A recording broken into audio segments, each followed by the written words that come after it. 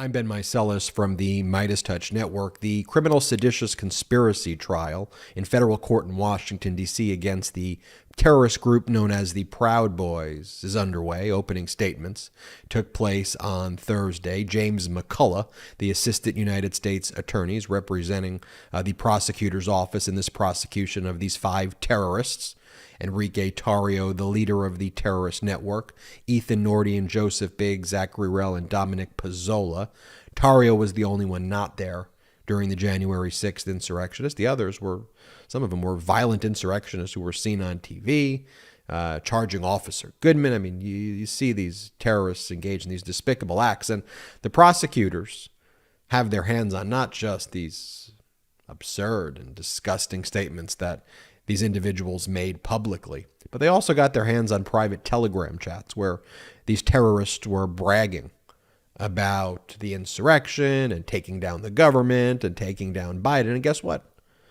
The prosecutor began playing and showing all of the messages and videos of these individuals at trial for the jury in the opening statement. James McCullough did an incredible job in his opening statement going through those chats, and it's kind of slam dunk smoking gun evidence. One of the other things that the prosecutor played during the opening of note was Donald Trump's statement during the debate with President Biden, where Trump said to the Proud Boys, "Stand back and stand by," and said how that influenced the Proud Boys, who responded. Enrique Tarrio said, one of these social media platforms, he goes, "I'm standing by right now," and Joseph Biggs responded, like ready for the call for action.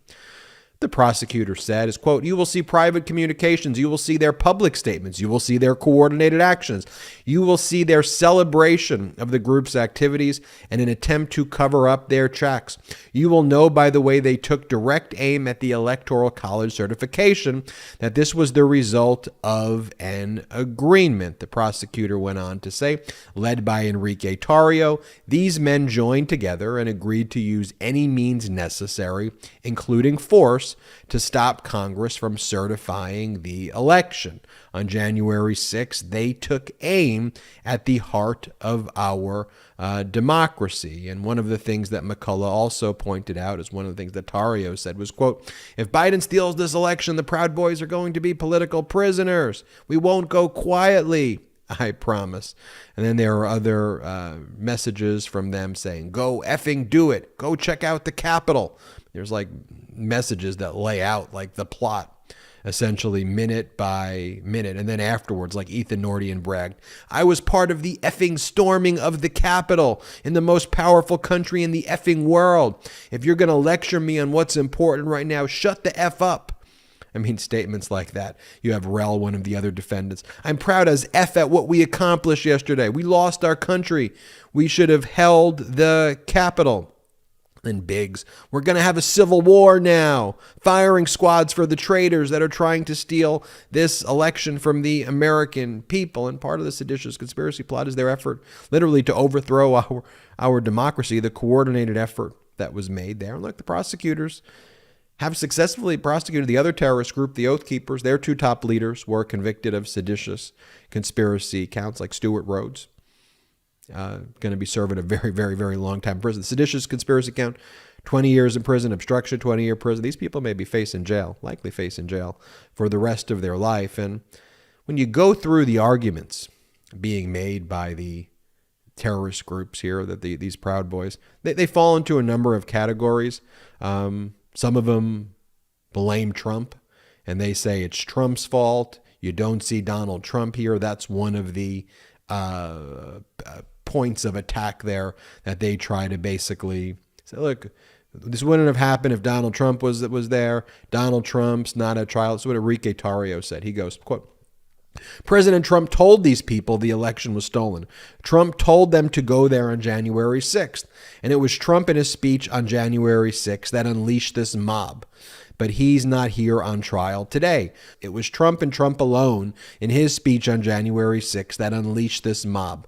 Again, where is he? He's not on trial today." Repeating that over and over again during the opening statement. And what Enrique Tarrio's lawyer tried to argue to the jury is really what happened here. He says Tarrio is being scapegoated here. This is all. One of the other defendants, lawyers over here took a little bit of a different approach and said, this is a guy named Attorney Roger Roots, who did the Pizzola opening statement. Now, Pizzola smashed two of the Capitol windows with a riot shield, which ignited one of the breaches of the Capitol. I mean, Pizzola was one of the first people in there. This is what Roots said. He goes, this entire case is about a 6-hour delay of Congress from 2 o'clock to 6 o'clock. It's just 6 hours here. That's all that took place. And he goes, yeah, it may look pretty bad, but at the end of the day, how could this be obstruction?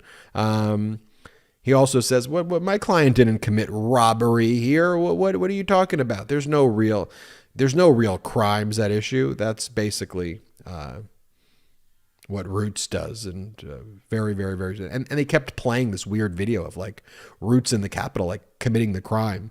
And then the lawyer went to the jury and said, this is the not guilty video. When you render your not guilty verdict, this is what I want you to show everyone. This is the not guilty video. Like very, very, very strange opening statement by Pizzola's attorney.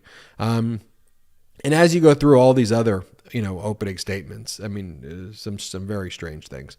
The first witness to testify was on Friday, Thomas Lloyd, a Capitol police officer.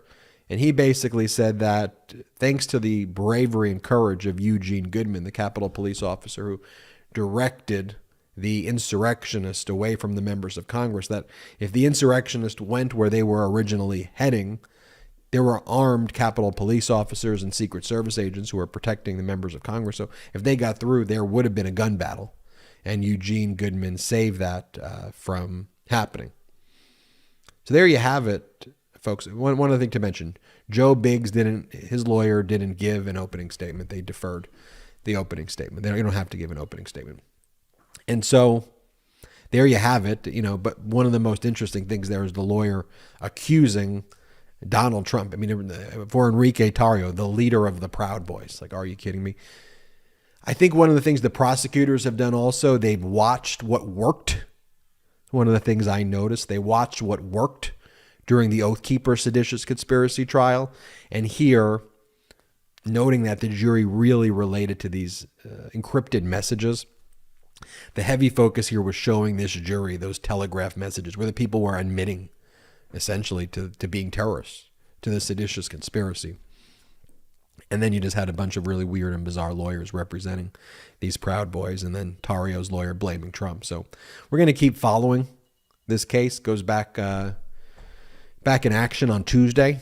So we'll keep you posted here, of course, on the Midas Touch Network. Hit the subscribe button. We're on our way to 1 million subscribers thanks to your support. And check us out at patreon.com/MidasTouch. You'll love the content on Patreon, and it helps grow this independent platform. Till next time, I'm Ben Mycelis. At Midas Touch, we are unapologetically pro-democracy, and we demand justice and accountability. That's why we're spreading our message to Convict 45. That's right, gear up right now with your Convict 45 tees and pins at store.midastouch.com. That's store.midastouch.com.